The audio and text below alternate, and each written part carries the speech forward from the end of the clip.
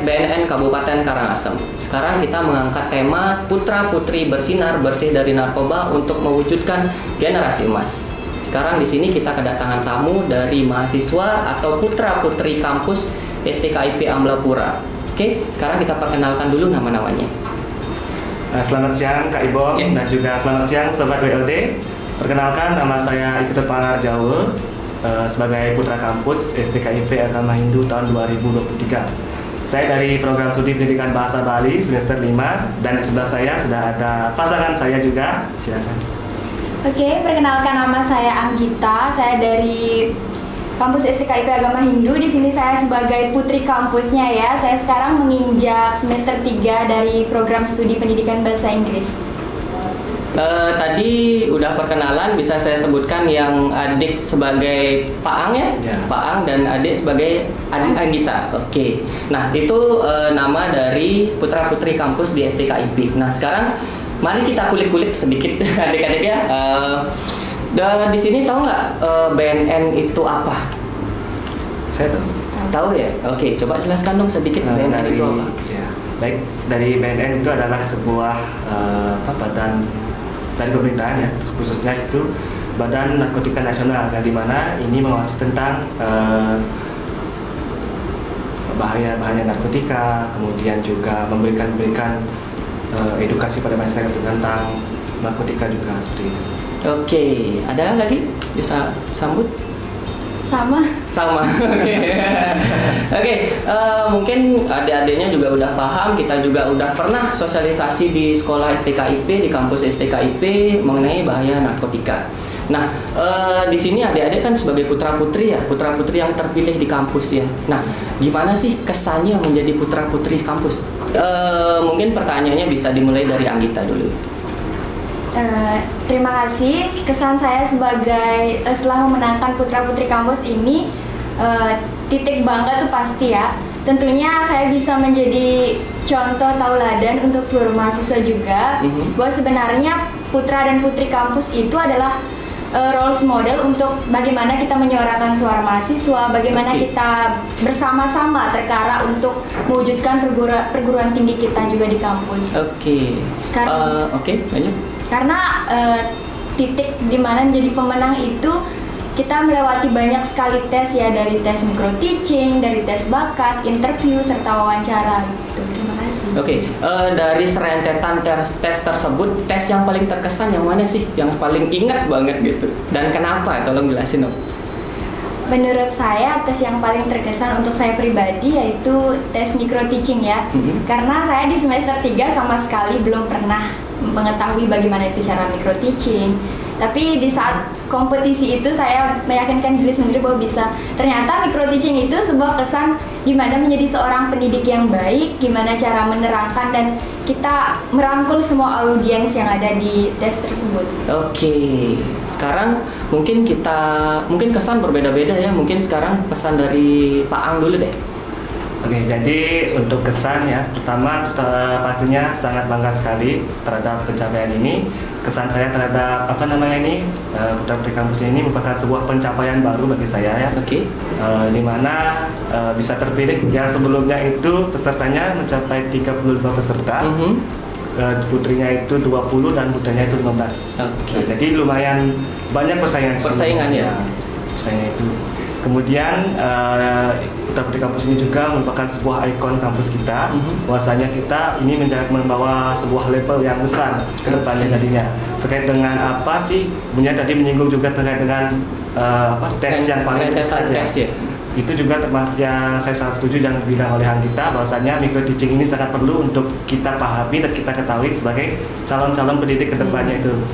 Nah, di sana ada 4 kompetensi yang harus kita pahami, yang harus kita tahu gimana sih keadaan kita mau mengajar siswa-siswa ke depannya itu. Itu merupakan sebuah langkah awal yang sangat bagus untuk kami dapatkan di tes ini. Nah, 4 hal itu kalian masih ingat gak?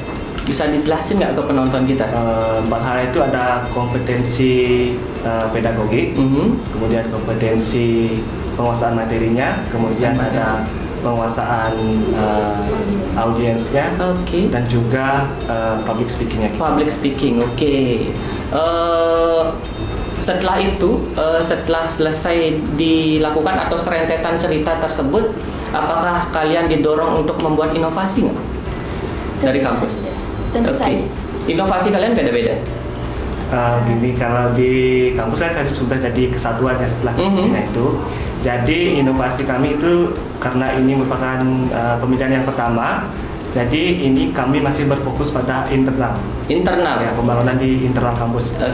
Internal tadi yang dimana kami berfokus pada pembangunan sebuah seni berbicara, seni berbicara, yaitu UKM Public Speaking. UKM Public Speaking. Ya, karena kami berdiskusi di paguyuban ini Putra Putri kampusnya, bahwasanya public speaking ini sangat perlu kita kuasai di zaman sekarang ini. Di era perkembangan teknologi 5.0 ini juga kita harus menguasai, dan juga kita outputnya nanti itu sebagai guru, sebagai tenaga pendidik. Sebagai tenaga pendidik ini kita juga harus bisa berbicara di depan siswa, bagaimana cara kita menguasai siswanya tersebut agar dia mampu memahami dan mau belajar mendengarkan. Oke. Untuk rancangannya gimana sih? Udah berjalan sampai mana saat ini? Sudah mulai pembangunan dengan utamanya kita mencari izin tersebut dulu. Bahwa kita akan membangun UKM Public Speaking yang dimana itu harus disahkan oleh dosen terutama, dan mencari pembinanya. UKM Public Speaking ini sudah mulai sejak minggu lalu ya. Minggu lalu? Ya, karena kita juga pengesahannya waktu 9 September. Dari situ kita mulai pembangunan, dan Astungkare kita mulai perekrutmen anggota tuh dari pengesahan setelah November. Serangkaian Dies Natalisnya. Sekarang rangkaiannya udah sampai mana ini untuk UKM Public Speaking? Ya, setelah kita perekrutmen anggota, kita akan mengadakan sosialisasi bersama dulu dari siapa yang mau ikut ke UKM-nya, dan dari kita panitia.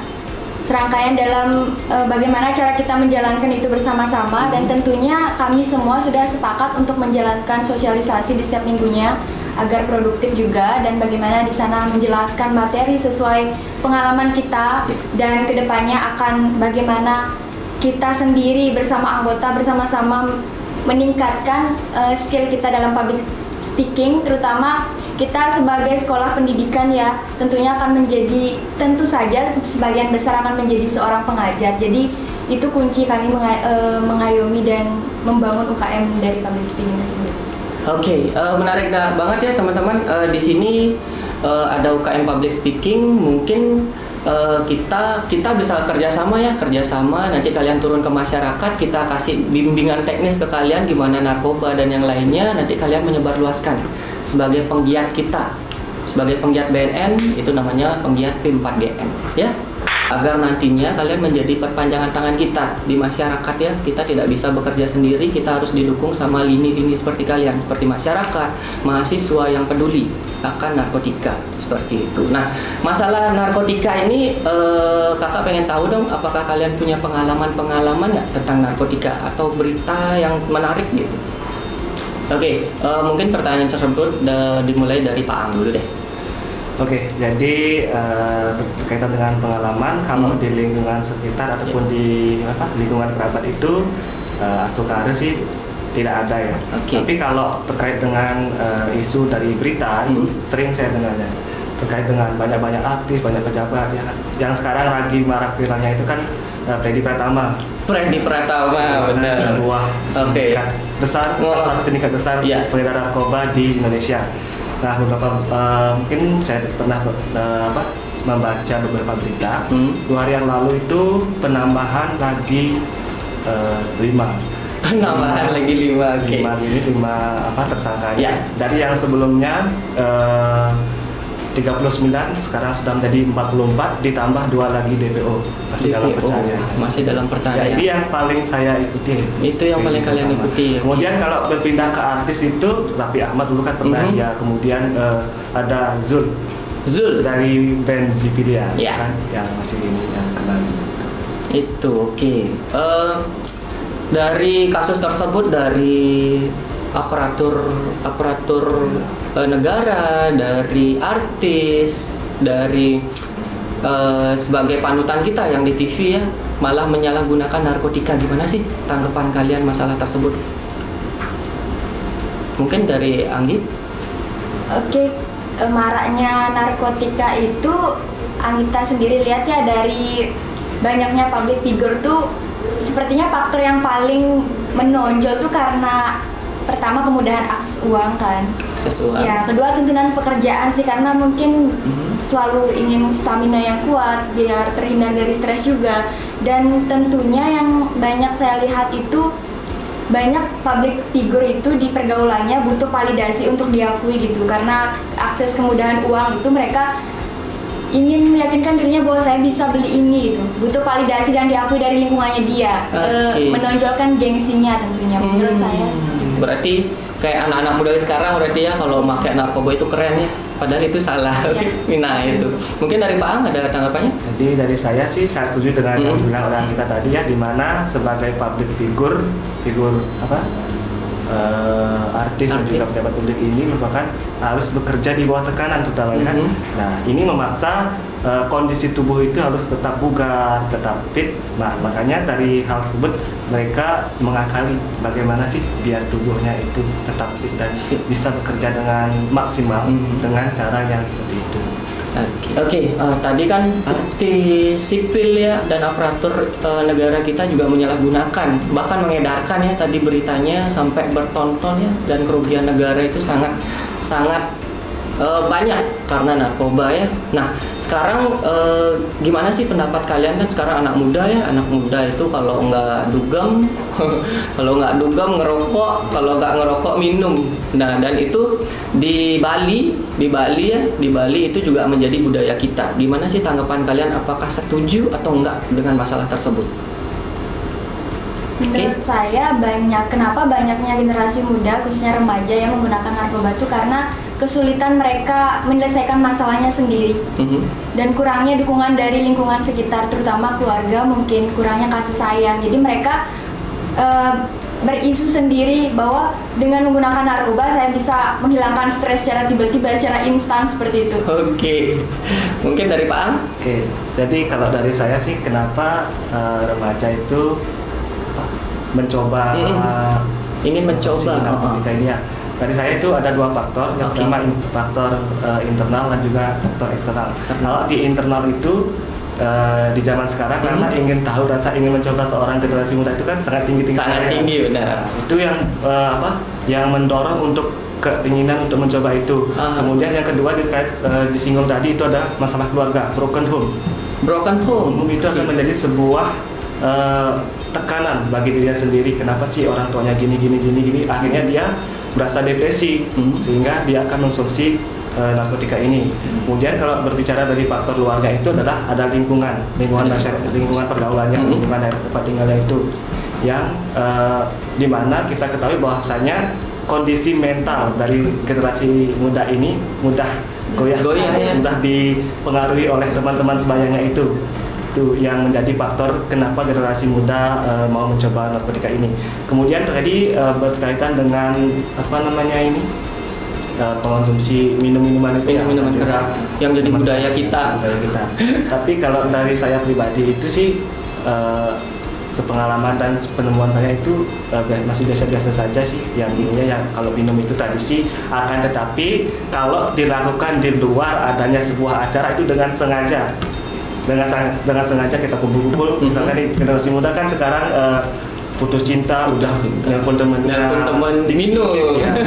Nah, kemudian juga dikit-dikit telepon teman kumpul yuk kita minum.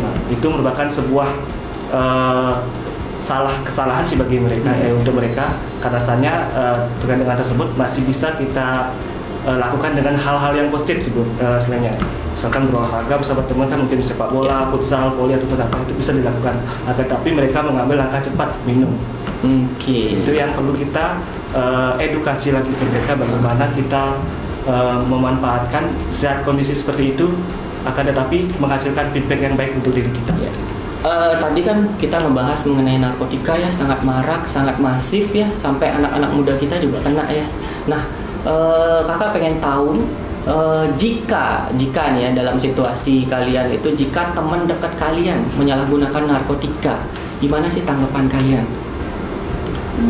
Menurut saya pribadi itu tidak seharusnya dijauhi atau dihakimi, tapi yang seharusnya kita ajak ngobrol, beri empati dan simpati bahwa sebenarnya apa yang dia pilih, jalan yang dia pilih itu salah. Karena pada dasarnya penyalahgunaan narkoba itu akan membuat masa depannya dia hancur terutama.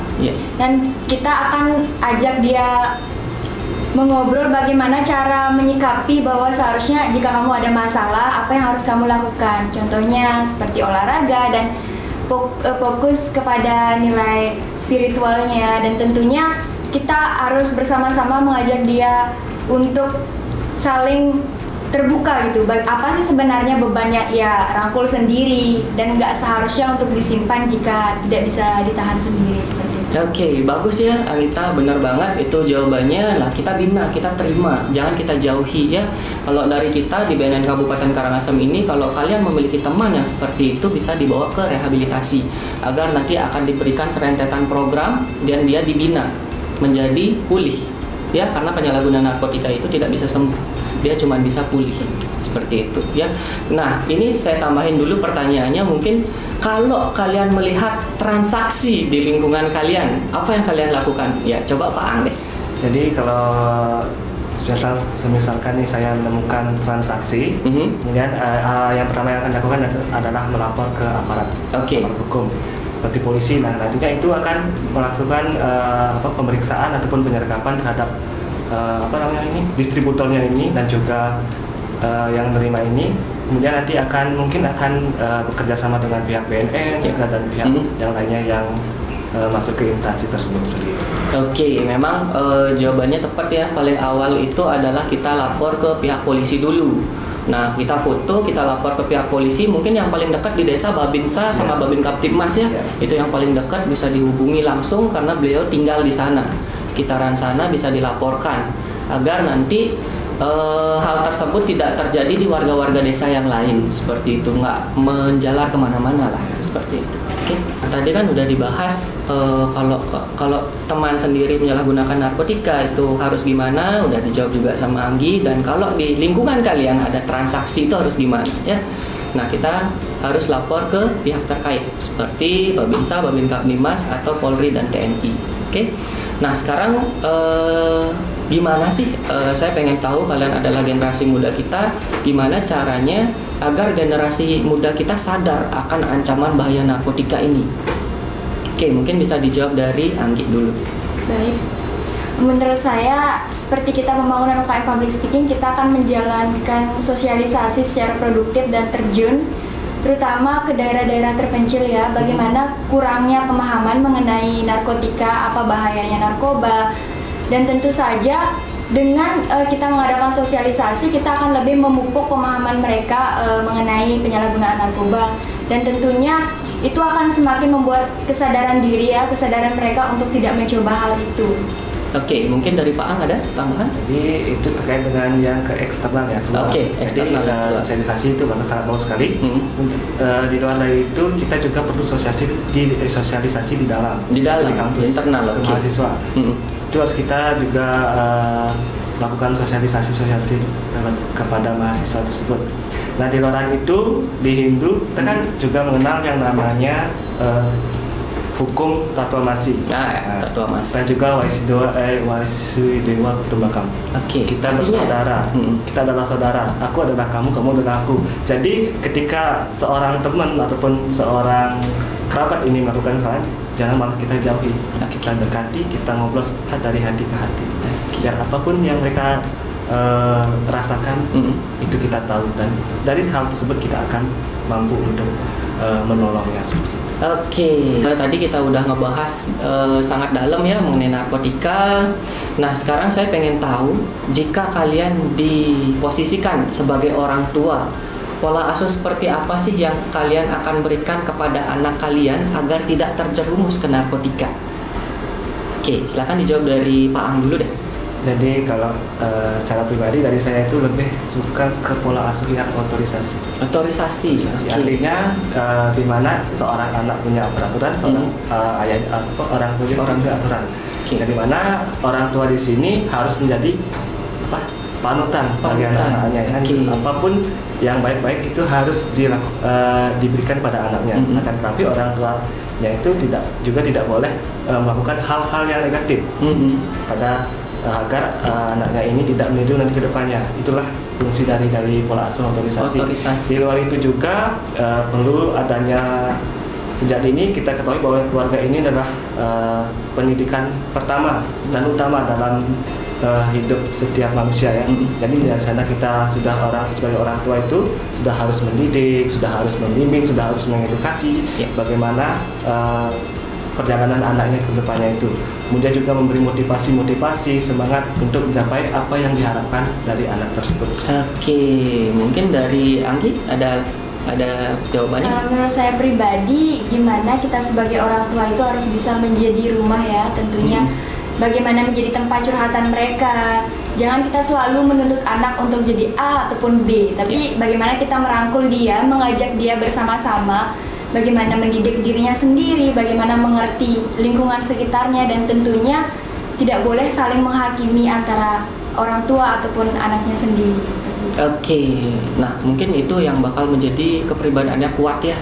Yang namanya kita juga punya program itu adalah ketahanan keluarga, di mana program tersebut, serentetan program tersebut untuk membuat keluarga kuat dari ancaman dan badai di lingkungan sosial sana. Entah dari lingkungan, dari anak, dan dari siapapun itu, dia kuat akan badai tersebut, membuat keeratan dari suatu keluarga tersebut menjadi satu. Nah, sekarang gimana sih tips agar generasi muda kita terhindar dari narkotika? Nah, mungkin dari Pak Ang dulu nih. Oke, jadi dari saya untuk tips untuk para generasi muda di luar sana tentunya. Jadi yang pertama itu adalah selektif dalam pergaulan. Dan kita harus memilah-milah di mana kita harus bergaul dan di mana kita harus menjauhkan diri dari pergaulan itu. Kemudian yang kedua itu adalah selalu memotivasi diri sendiri. Mau jadi apa sih kedepannya kita gitu. Ya, itu ya. Kemudian yang ketiga itu rutin berolahraga. Sebenarnya saya kan sering ini ya, kalau jenuh, kalau lagi stres itu futsal biasanya olahraga itu biar nambah kesehatan di kita. Dari saya sih itu. Nah, mungkin tipsnya udah ya untuk generasi muda. Sekarang mungkin pesannya deh untuk masyarakat luas nih. Pesannya gimana nih biar orang-orang itu tidak pakai narkoba lagi? Mungkin nanti. Baik, menurut saya pribadi untuk generasi muda di luar sana, kalian jangan sekali-sekali coba untuk menggunakan narkoba, karena narkoba itu benar-benar akan menghancurkan masa depan kalian, dan tentunya kalian tidak akan ada arah lagi ya, karena penyembuhan narkoba itu susah sekali. Dan ya, kita sebagai generasi muda harus mencoba hal-hal baru yang tentunya berpositif dan berpengaruh untuk pertumbuhan kita dan berkembangnya kita. Contohnya kita ikut organisasi-organisasi tertentu, kita ikut perlombaan-perlombaan yang mungkin akan memotivasi diri kamu semakin maju ke depannya. Seperti itu. Ya, kemudian kalau mengonsumsi narkoba itu juga adalah mencari memperpendek umur kita sendiri. Benar. Jangan pernah mengonsumsi narkoba, karena itu artinya kalian mencari kematian sendiri. Oke. Tadi saya ngedengar hal yang menarik nih, selektif memilih pertemanan. Nah, berarti di masa semakin kita dewasa, semakin kita harus pilih-pilih teman ya. Nggak seperti dulu ya kata-kata ibu guru yang waktu SD, jangan pilih-pilih teman gitu ya. Nah, semakin dewasa kita harus semakin pilih teman dan semakin memilih komunitas yang positif untuk diri kita, untuk memajukan generasi muda. Oke, nah dari tadi kan kakak aja yang nanya nih, banyak banget pertanyaan yang saya sampaikan, saya tanya tadi dan adik-adik udah jawab. Nah sekarang saya pengen tanya, ada nggak sih keresahan kalian atau keresahan masyarakat yang kalian bawa untuk ditanyakan ke kita? Ada nggak? Oke, dari saya mungkin ya Kak. Oke, dari Pak. Dari tadi kan sudah kami yang menjawab. Kemudian ini merupakan sebuah terkait dengan sosialisasi. BNN kan sudah sosialisasi ke sekolah-sekolah sudah kan, kemudian ke desa-desa sudah juga. Nah, saya ingin mengerucutkan itu lagi ke hal yang lebih spesifik lagi. Apakah BNN itu ada program untuk sosialisasi ke Banjar-Banjar di Banjar ada gitu kan. Nah, hal ini juga kan di sana ada seketruni yang nantinya itu mampu untuk mengkoordinir ataupun mengedukasi masyarakat di lingkungan Banjar tersebut. Juga. Oke, saya jawab ya. Nah, kita BNN itu banyak punya program namanya sosialisasi ya. Yang pertama itu ada Goes to School, yang kedua itu ada Goes to Campus. Nah, yang ketiga itu kita juga ada pembentukan penggiat namanya. Pembentukan penggiat waktu ini kita bentuk dari desa, bendesa adat, perbekal adat itu kita bentuk, dan dari trune-truni juga kita bentuk agar dimana kita harapkan itu trune-truni yang kita bentuk menjadi penggiat tersebut menyalurkan pengetahuan yang kita BIMTEK, bimbingan teknis tersebut menyalurkan ke masyarakat seperti itu. Nah, kita juga ada program yang menurut saya yang paling bagus ya di BNN itu ada namanya program Desa Bersinar. Desa bersih dari narkoba, desa atau kelurahan bersinar seperti itu. Nah, program tersebut adalah serangkaian program. Nah, itu setiap tahunnya itu kita bentuk dua desa. Kalau tahun ini 2 desa yang dibentuk sebagai desa atau kelurahan bersinar. Nah, kalau tahun ini itu ada di Desa Selat sama di Kelurahan Subagan.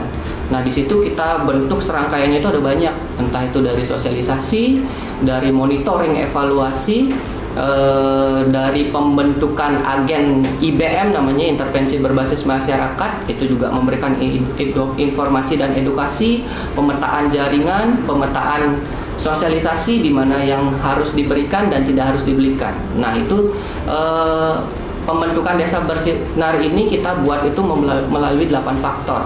Nah, ada banyak faktor yang kita lalui agar desa tersebut atau kelurahan tersebut bisa kita canangkan sebagai desa bersinar. Nah, faktor tersebut salah satunya ada penangkapan atau penyalahguna di desa atau kelurahan tersebut. Nah, karena ada penyalahguna di desa atau kelurahan tersebut, berarti kelurahan dan desa tersebut berada di tingkat siaga narkoba. Nah, makanya agar tidak meluas, makanya kita beri edukasi seperti itu ya. Kita memerangi dengan edukasi dulu biar masyarakat tahu apa itu narkoba, apa bahayanya, apa dampaknya, sifatnya, jenis-jenisnya. Nah, baru setelah itu jika masyarakat ingin mencoba, kita langsung lanjut ke aparatur hukum seperti itu. Ada hukuman di belakangnya gitu. Ada pertanyaan lagi nggak?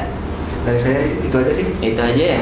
Oke, sekian Sobat WOD podcast dari BNN Kabupaten Karangasem. Salam War on Drugs.